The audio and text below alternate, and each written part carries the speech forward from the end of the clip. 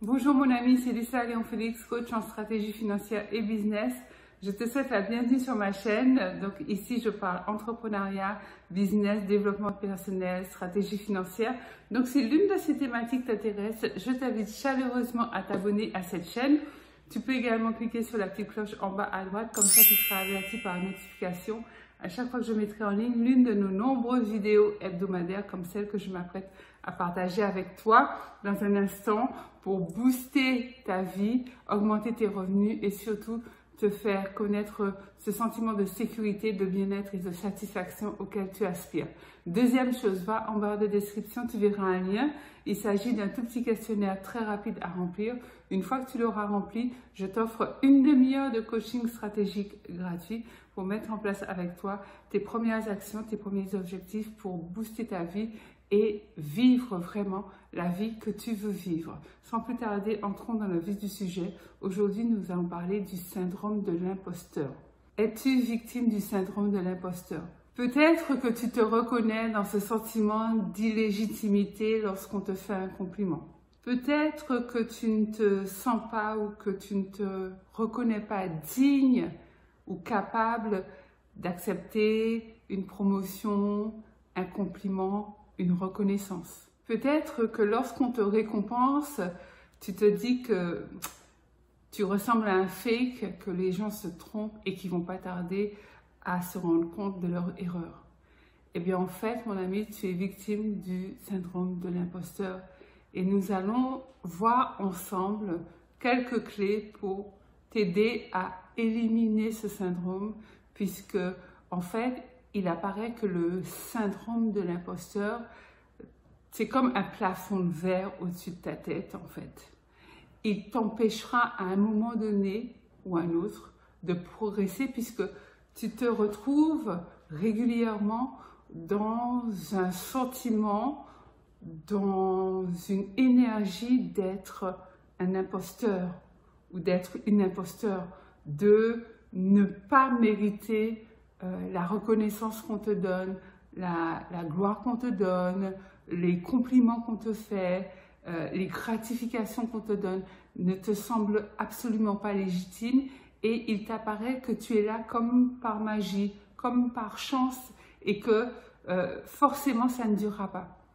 Donc en fait, si tu es environné de ce sentiment, tôt ou tard, ça ne durera pas parce que tu vas mettre en place de manière inconsciente des stratégies d'auto-sabotage qui vont faire en sorte que ta performance, qui elle est bien réelle, va être détruite par ce sentiment que tu as d'être une imposteur ou un imposteur. Est-ce que tu connais l'histoire du cheval de course, un pur sang arabe, mais qui se prenait pour un mulet? En fait, tout est question de perception, en fait. Tout est question d'énergie et tout est question de pensée. Et les pensées, on ne les entend pas, en fait. Elles sont dans la tête. Donc, on peut te dire que tu es formidable, que ce que tu as accompli est grandiose, c'est extraordinaire, que personne n'a jamais fait ça avant toi.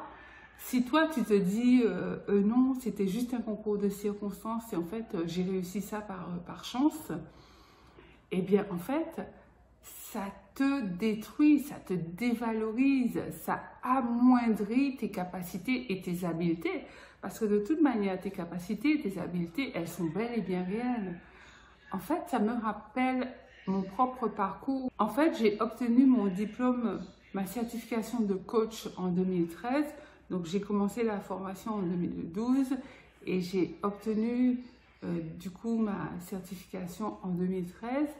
Et c'est vrai que j'ai commencé à pratiquer donc, le métier de coach avec des particuliers, aussi dans les collèges, avec les étudiants, etc. Et je veux dire, malgré ma certification que j'avais obtenue quand même après plusieurs mois de formation, malgré le fait que j'exerçais et qu'on me rappelait pour que je puisse intervenir dans les collèges, auprès des étudiants, notamment lorsqu'ils étaient en période d'examen, eh bien, quand on m'appelait coach, je ne sais pas, mais ça me faisait bizarre. En fait, je ne répondais pas, mais au fond de moi, je disais c'était un peu ambivalent en fait, mais est-ce que je fais vraiment du bon boulot? Est-ce que je mérite vraiment le titre de coach? Est-ce que ça c'est légitime, tu vois? En fait, j'étais victime du syndrome de l'imposteur parce que je n'arrivais pas à me rendre compte à cette époque que si on me rappelait et que si on faisait appel à moi pour mes services, c'est qu'il y avait du rendement et qu'il y avait du résultat. Donc en fait, lorsque tu es victime du syndrome de l'imposteur, tu as du mal à te défaire du résultat pour pouvoir apprécier le résultat. Et s'il y a un résultat positif, s'il y a un succès, s'il y a une victoire, c'est bien parce que tu as placé les actes pour conduire à cette victoire. Ça me rappelle également l'histoire d'une dame, alors diplômée des mines, qui avait également un doctorat, qui était reconnue pour être brillante. Elle avait été plusieurs fois nommée chef de service dans son entreprise. La dame vraiment modèle, qui est capable de te pondre une idée toutes les 8 secondes, et des éloges, beaucoup d'éloges de ses supérieurs hiérarchiques sur le travail qu'elle était capable d'abattre et la qualité de son travail. Et une fois qu'elle a été nommée chef du service R&D dans son entreprise, elle s'est mise à stresser comme pas possible et limite à être en dépression parce qu'elle a été victime du syndrome de l'imposteur, malgré tout ce que je viens de te citer à propos de son propre parcours. Elle n'était pas capable de se détacher donc de cette récompense pour la justifier justement par rapport à sa formation et par rapport au travail qu'elle avait accompli. Donc, une des premières pistes justement pour pouvoir annuler ce sentiment du syndrome de l'imposteur, c'est de reconnaître tes qualités et de reconnaître tes talents innés, parce que c'est pas dû au hasard en fait. Le travail pour lequel on te récompense ou l'action que tu as menée pour laquelle on te félicite ne s'est pas accompli tout seul, par hasard, par accident. C'est comme si tu me disais qu'il y avait un tas de pièces et d'outils amassés au sol, qu'on soufflait dessus et que ça donnait un Boeing. C'est juste pas possible. Pour arriver à un résultat donné, il faut qu'il y ait un certain nombre de facteurs et d'actions qui soient menées. Et si c'est toi qu'on vient féliciter, c'est parce que c'est toi qui es à l'origine et qui a mené, même si tu n'as pas été seul, mais c'est toi qui as mené à ce résultat et c'est toi qui as mené à cette victoire. Et puis dis-toi bien que les gens ne sont pas bêtes, les gens ne sont pas stupides. On ne vient pas féliciter quelqu'un comme ça par accident. Si c'est une personne, tu peux te poser la question, mais si c'est au long d'un parcours ou s'il y a plusieurs personnes qui viennent à toi te féliciter, plusieurs personnes ne vont pas se tromper.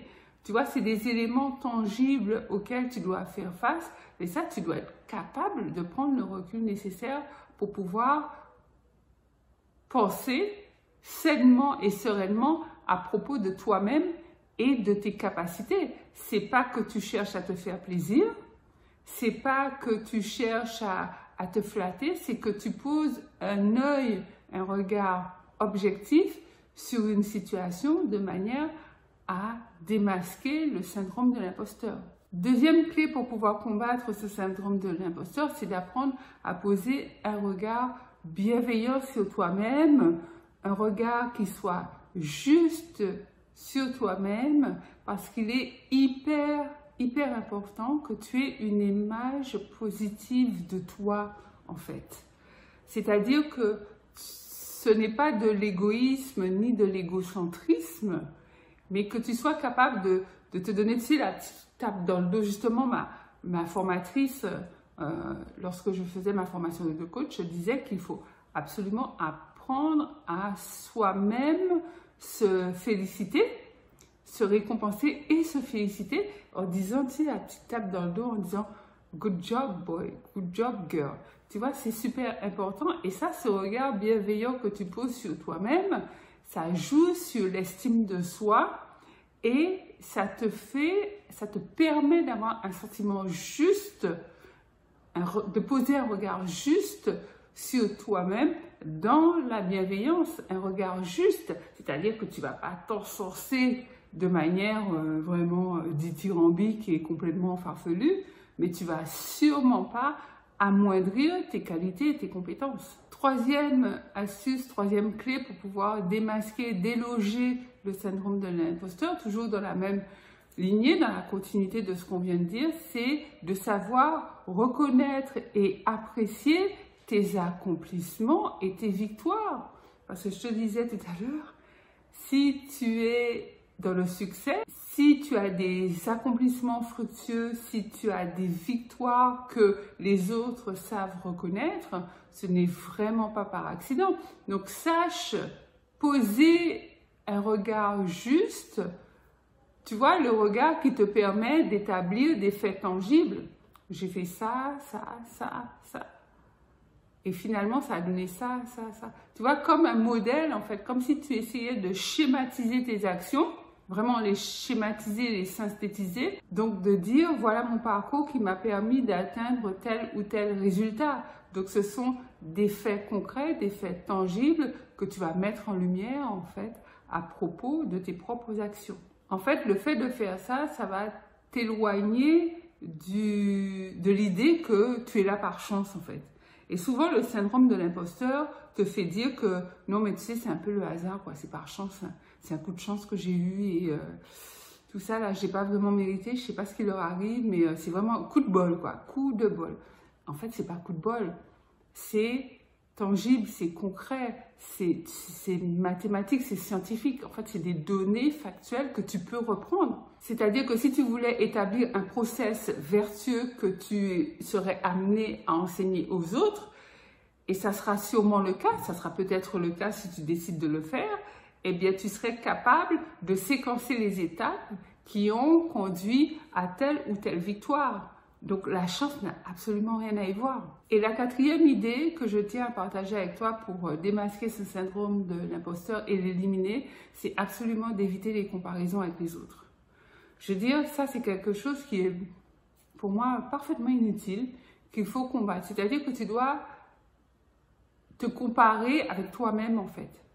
Bon, j'ai pour habitude de dire que je suis ma seule et unique compétitrice. Tu regardes ce que font les autres, mais pas dans le sens de te comparer à eux, parce qu'on n'a vraiment pas les mêmes parcours. On n'a pas les mêmes parcours, on n'a pas les mêmes origines, on n'a pas le même background, on n'a pas les mêmes objectifs. On n'atteindra pas les mêmes niveaux, on ne va pas exceller au même niveau. Donc, ça ne sert à rien de se comparer les uns aux autres.